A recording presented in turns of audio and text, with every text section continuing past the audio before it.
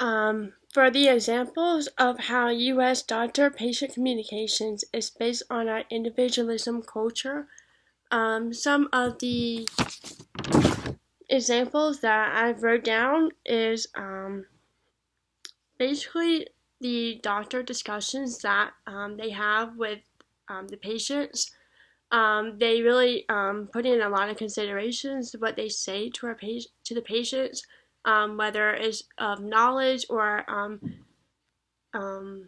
experiences that they've had once before with other patients or themselves, and they include into that the thoughts into those situations that they might be with those patients. So they take all that into considerations, and just a lot of thoughts and everything instead of just blurting it out in the moment and not really taking the time and working with the patients. And one of the positive outcomes for the U.S. patients when there's strict individualism, patterns in the doctor-patient communications would probably be the thoughts and considerations that they put in with the patients. Therefore, it's probably better patient care for the patients because they're getting more of the time and thoughts into their disability or whatever issues that one might be having.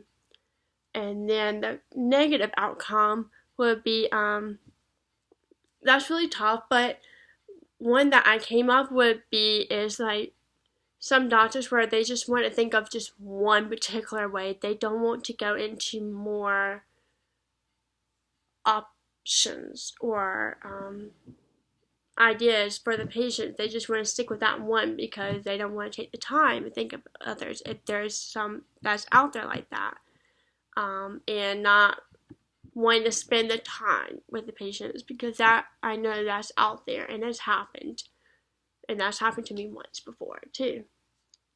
Okay. Number 3, to give examples of how Brazil, Argentina, and India doctor-patient communication reflects collectivism, which would be how in the book it talks about how like doctors mainly split up in different groups such as educational and socioeconomic statuses. And as well like how they're like really diverse in many different ways like culture, religion, traditions, so they have very big diversity in all of that, which is really nice.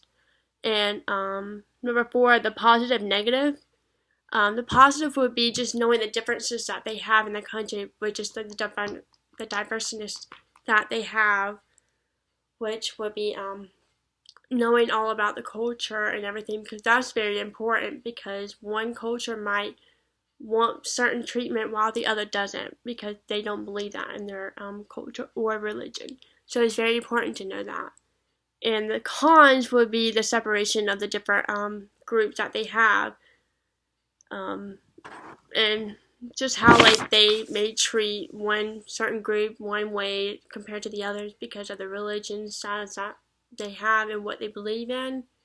So I would say that would be a con because everybody should be treated the same way, but just take in the religious beliefs that one has. So a lot of people do not want to.